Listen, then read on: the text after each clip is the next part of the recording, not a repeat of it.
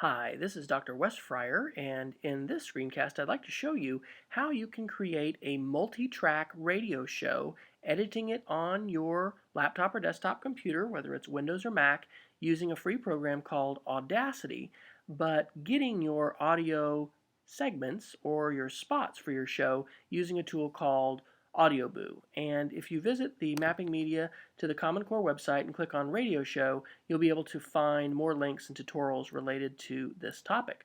Audioboo is a wonderful free website and app. If you do use the app, I recommend currently, and I'm recording this in April of 2013, that you use the iOS Audioboo Classic Edition. There's several different app versions, and that's the one that I recommend that you use. You can use this on the iPad as well, and it will allow you to record up to 3-minute segments for a radio show that you'd like to create. So a class that I'm teaching this semester for teachers in Montana on Mapping Media, we've been using Audioboo, and so what I'm going to do is show you how you can actually import this into iTunes, which is free. You run that on Windows or Mac as well, and then we're going to edit this together on a program called Audacity. And I'm going to actually post this up to my Dropbox, but another wonderful site that I want to let you know about is called SoundCloud, and while you can't have an unlimited number of downloads and audio minutes on SoundCloud, it's a terrific place to host your audio.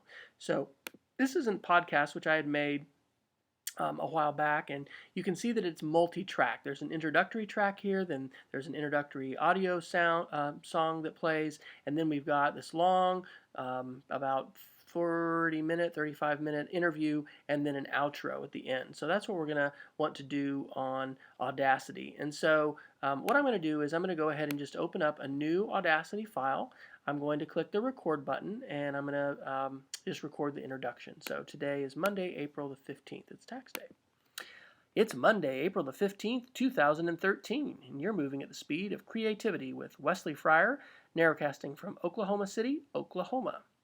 So I'll go ahead and hit stop, and I'm going to just kind of trim this up. It's Monday, April the 15th, 2013, and I can play that audio, and that's recorded. Now, what I usually do on a podcast is go ahead and import some audio. So I'm going to import some an audio intro file that actually my son made a number of years ago, and I will move that with this move tool, which looks like a timeline, so that I can kind of push it over here. And so now, when I play this audio, creativity with Wesley Fryer, narrowcasting from Oklahoma City, Oklahoma. That audio file is going to play. And so now I want an introduction, so I'll come over here and I'm going to click record again. In tonight's podcast, I'm going to share a series of recordings that were made by Montana teachers in a class that I'm teaching this semester for Mapping Media to the Common Core. And teachers were learning to use the free app and website Audioboo. Audioboo is on audioboo.fm. It's not a .com website, but it has a free app that you can use on the iPad, on the iPhone, iPod Touch, Android. And basically, each teacher was telling a little story about why they became a teacher, or what they love about teaching, why they've remained a teacher. So, without further ado, here are Montana teachers talking about the reasons why they became teachers and have stayed in the profession. Okay, so that is a little bit of an introduction there. And so again, you can see this is multi-track. We've got that audio intro playing, we've got some music, then we're going to have this audio file play. Sometimes I will like to go ahead and bring in some music in between. So let's see, I've got a little piano music that I bring in. You can get clips different places. These audio files are things that I made in GarageBand, and one of the nice things about GarageBand is those are royalty-free loops. And if you need to adjust the volume of them, you can. Let's see how this plays. Teachers talking about the reasons why they became teachers and have stayed in the profession. Okay, so we've got a 4-track podcast right now. And what I need to put in at this point are the audio recordings that teachers have made in Audioboo. So if I go over to Audioboo and I click Booze, you can see that I've got a lot of different audio files. And I could download those separately, but one of the great things about Audioboo is it has this little icon on your channel when you go to your channel homepage, and it looks like a blue square with a musical note. I think it's 2/8 notes that are there. If you go ahead and click that, it's going to say, hey, do you want to launch this other program, iTunes? And you say, yes, I do. What it's going to do is actually subscribe you to the podcast feed for that particular channel. And you can see up here at the top, I have 26 different episodes on why I teach, why I became a teacher. And so I can scroll down these. Now, I could manually click this little button on the side and say download that episode. And these are all, 3 minutes and less. They're all pretty short. But if I'll go ahead and click up here at the top on the list view, and iTunes, of course, has changed over time, so your screen may look a little different depending on what version you've got. I can click this arrow and see all these different versions. I think this is a little bit easier to see, and I could manually click these arrows to get them, but here's the beautiful thing I love. There's an arrow at the top for this entire podcast channel, and if I click this, iTunes asks to confirm, are you sure you want to download all those episodes? Yep, I sure am. And so what my computer is going to do now is download every single one of those podcasts. And you can see them clicking down here pretty quick. I'm on my home internet connection, which is speedy, but these are also pretty short. And so now all of those podcasts, boom, just with that click, all 26 of them have been downloaded. So what I'm interested in doing now is bringing these in to my Audacity file. And what I'm going to do here is I'm going to click on my channel, and I'm interested in showing these in the Finder because I want to import them. And maybe I do have to do this here. There's a link that says show in the Finder why I became a teacher. Haha, there it is. And so all of these audio files are now on my computer. Now if I'm on a Mac, and if I hold down the command button and click at the top there, I can see where that folder is. And it's actually in my home folder, inside music, inside iTunes Media, inside podcasts, inside mapping media to the Common Core. That's the path of where that folder actually is. Now that's important because if I'm going to import these files, I need to know where they are. So what I'm going to do to kind of make this a little easier on myself is I'm just going to go to my desktop. I'm going to create a new file, and I'm going to call it mmccmt podcast. And I'm going to go ahead and copy these files over into that folder. I'm going to do that by pressing Command A, or if you're on a Windows computer, Control A to select all of them, and then just drag one of those files over. So now all 25 or 26 of these files have copied over to this folder. And so now I can go ahead and start importing those into my Audacity program. So I'm going to come over here to Audacity, and I'm going to go up to the project menu and choose Import Audio. Now I need to know where my files are, and this is why I put them on my desktop, because there's my folder on my desktop. And now I can go ahead and start importing these in whatever order I want. I'm going to go ahead and alphabetize them, and I think just bring them in that order. So I'm going to go ahead and click Import. And I don't know for sure. Let me see if I can import more than one at once. I don't know if it's going to do that. Yeah, it's not going to. It doesn't like that. It's not going to import more than one file. So let me try that again. So it's just going to be the MP3 file. Go ahead and import it. And what I want to do is scroll down here and see where how these other files have imported. So I'm going to click my magnifying glass here at the top to make this a little bit shorter, and I think I may actually need to get my green dot so I can see my scroll bar here. I've already got this answering the call. I've imported that one twice. You can see over on the side of Audacity here it's got the labels for those different audio files. And what I can do now is I can start lining these up. So I can make sure they're not going to overlap as I play them.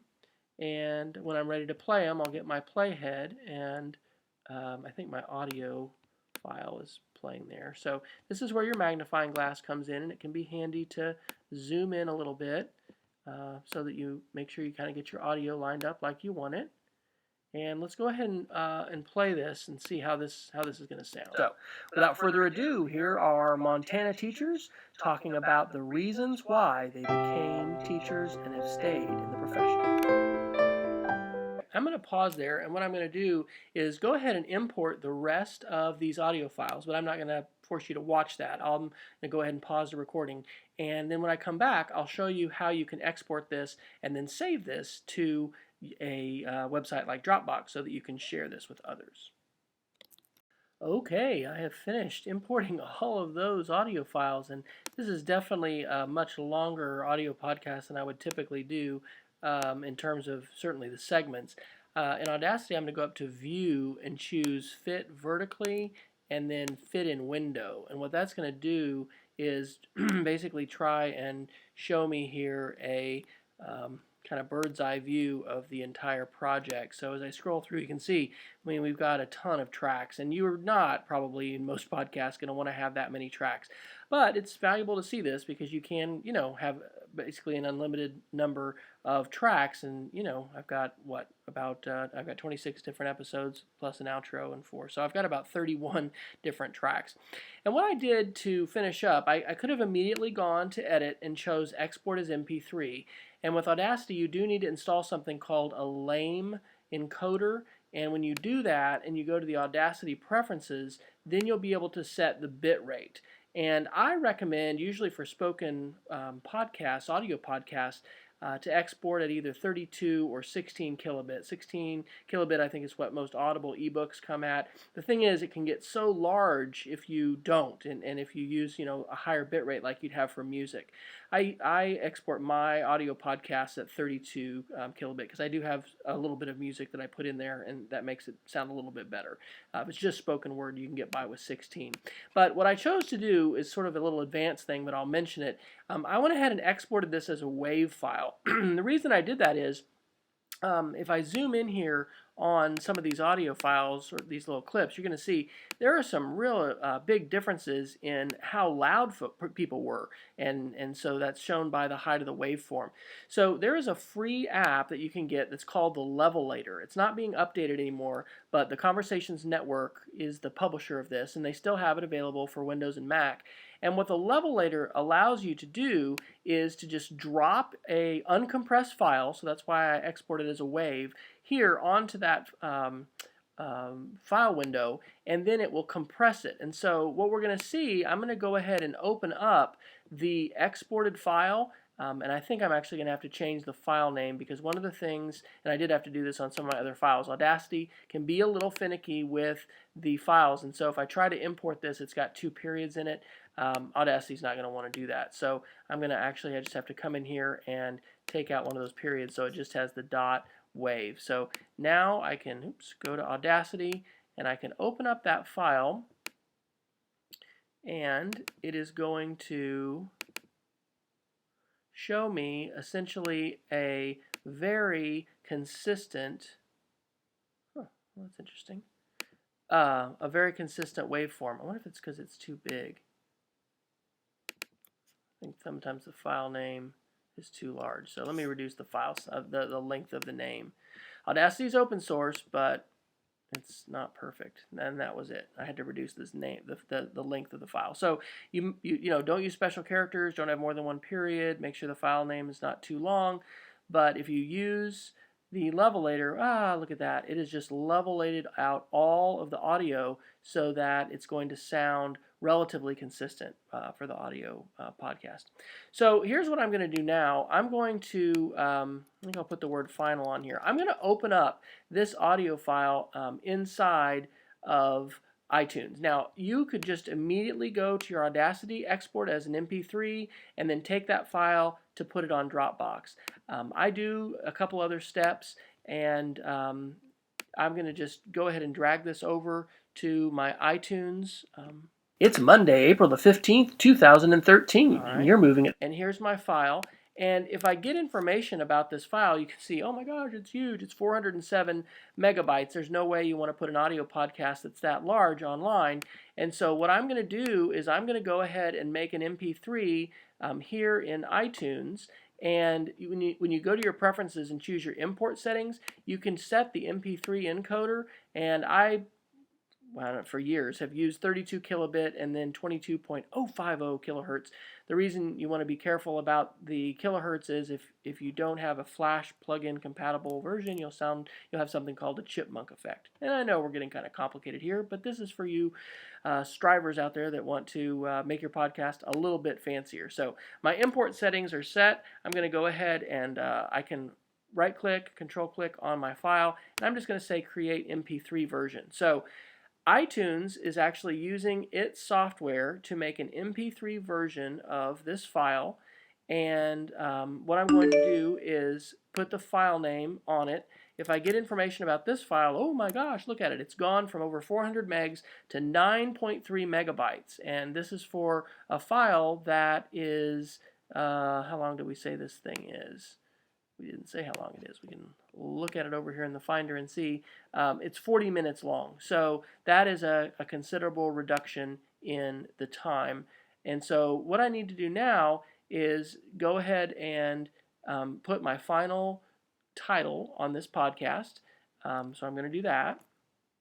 So I've come and saw that my last podcast was podcast 401, and so now I can go ahead and give this a title. I'm going to go ahead and get info about my file, and I want to name this file, and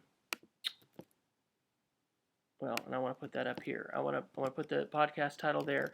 I'm going to put my name, put 2013. This is, what I'm doing here is putting in meta information, and you don't have to do this, but this is information that shows up when somebody's playing it on an iPod if you want. And one of the kind of cool things I like is you can go over here to artwork.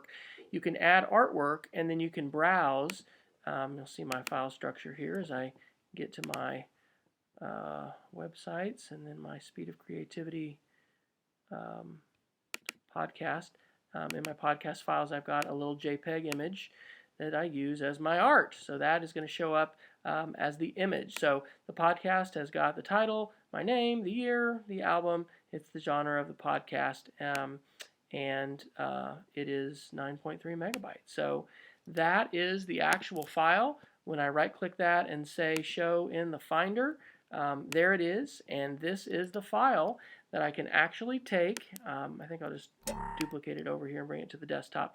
I can put that on the onto Dropbox, and so I'm not actually gonna be sharing my podcast. Well, I guess I could. I'll go here into my audio folder, and I'll go ahead and click upload, and now I can browse to that file.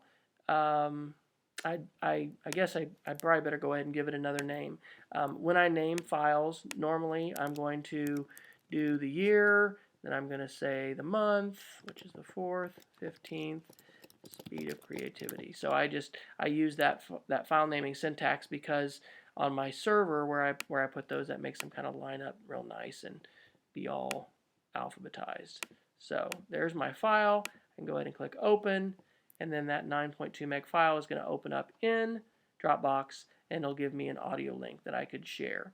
So to truly make this a podcast, I do need to put it inside a feed, so I need to link it inside a blog so that there's a feed being generated, or I actually use a application called Feed for All, and that's a program that I bought for my Mac, and I add the item there. So anyway, those are the basic steps. I guess I could go ahead and show you the other ones, but I don't know. I've probably if you've stayed with me this long, I appreciate the fact that you stayed so long to see that how this can be done. The process of putting this on a WordPress site using a plugin. I can see that this last podcast was downloaded 1,053 times. I like those kind of metrics. That's good to know.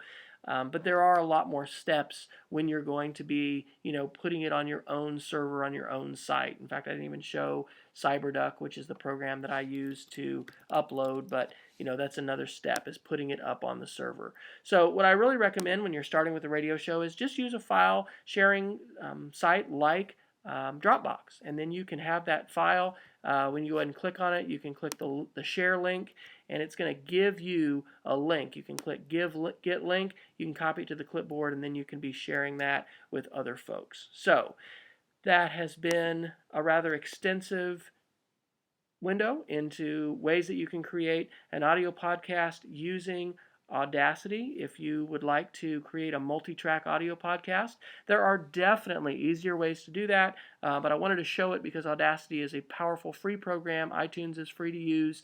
The Levelator is free. Those are all free tools that you can use to create a radio show. But please check out the Mapping Media to the Common Core project. Click on Radio Show, and you can see some other tutorials and alternative ways for creating radio shows that that take far fewer clicks than what I've shown tonight. Thanks.